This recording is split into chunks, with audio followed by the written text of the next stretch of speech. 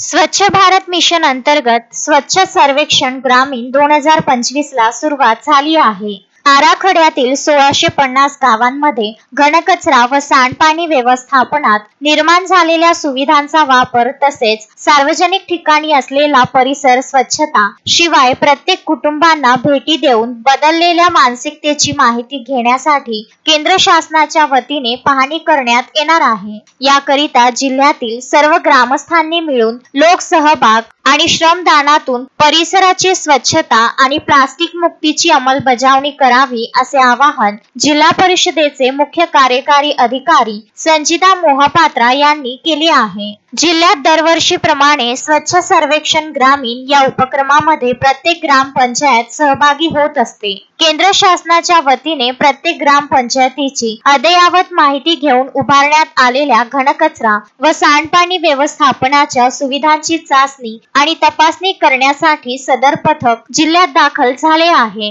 प्रत्येक ग्रामपंचायतीची तपासणी करून 1000 गुणांपैकी प्राप्त झालेल्या गुणांकनाच्या आधारे जिल्ह्याचे गुणांकन ठरणार आहे। त्याचप्रमाणे राज्याचे देखील गुणांकन देश पातळीवर ठरणार आहे। त्यामुळे प्रत्येक गावाने आपल्या सुविधांचा वापर नियमित केला पाहिजे असे आवाहन मुख्य कार्यकारी अधिकारी यांनी केले। पथकाच्या पाहणी दरम्यान प्लास्टिक संकलन व व्यवस्थापन म्हणजेच वर्गीकरण केंद्राची पाहणी, खत-खड्यांचे व्यवस्थापन, परिसर स्वच्छता तसेच गृह भेटीतून मिळणारी माहिती इत्यादींबाबत गुणांकन होणार आहे। सर्वात महत्त्वाचे म्हणजे घनकचरा व सांडपाणी व्यवस्थापनाची सुविधा ही आगामी भविष्य काळात बचत गटांना किंवा इतर व्यवस्थेमार्फत कायमस्वरूपी सुरू ठेवण्याबाबत ग्रामपंचायतीने शाश्वत उपाययोजना केलेली असल्यास त्याचेही गुणांकन यात होणार असल्याने सर्व ग्रामपंचायतीच्या सरपंच, ग्रामपंचायत अधिकारी तसेच ग्राम पाणी पुरवठा समितीच्या सदस्यांनी